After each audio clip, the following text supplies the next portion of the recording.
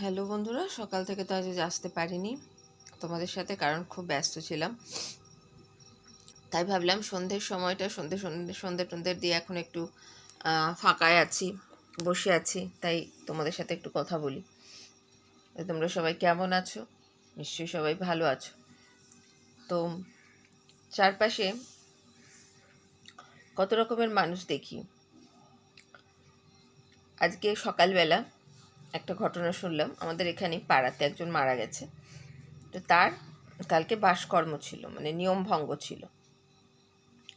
আমি একটা জিনিস বুঝতে পারি না, যখন আমাদের পরিবারের কেউ মারা যান, সেটা তো শোকের দিন, সেটা তো আনন্দের দিন নয়। কিন্তু বেশিরভাগ মানে আমাদের এই হিন্দু ধর্মের দেখি এটা একটা খুব উদ্ভট রিচুয়াল, যে মানুষ জন্মালে সেটা আনন্দের, সেটাও সেলিব্রেট করে।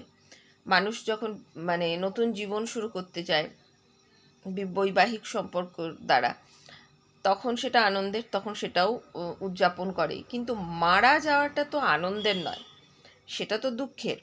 তাহলে সেটা কিভাবে তারা বেশ সমারোহের সাথে উদযাপন করে? এই রিচুয়ালসটা আমার ঠিক মাথায় আসে না, এবং আমার মনে হয় এটা খুবই অনৈতিক।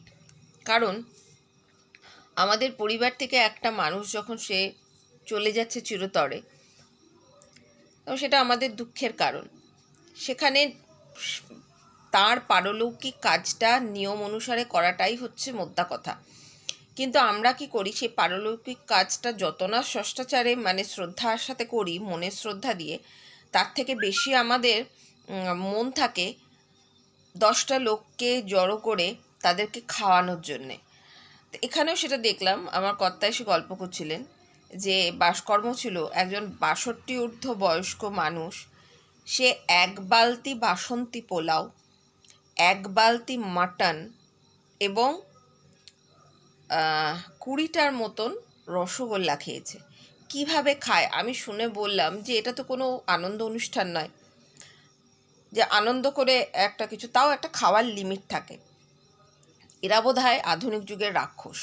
যদিও শেমিং করাটা উচিত নয়, খাওয়ার ক্যাপাসিটি সবার সমান হয় না, কিন্তু একটা শ্রাদ্ধানুষ্ঠানে গিয়ে, একটা শ্রাদ্ধানুষ্ঠানের নিয়মভঙ্গ বাসকর্ম, সেখানে গিয়ে এইরকম ধরনের খাওয়া, এবং এই কালচারটা যিনি আয়োজন করছেন, আমাদের রীতি রেওয়াজ অনুযায়ী আমরা আয়োজন করি, কিন্তু আমার মনে হয় এটা খুবই অনৈতিক, এটা করাটাই উচিত নয়।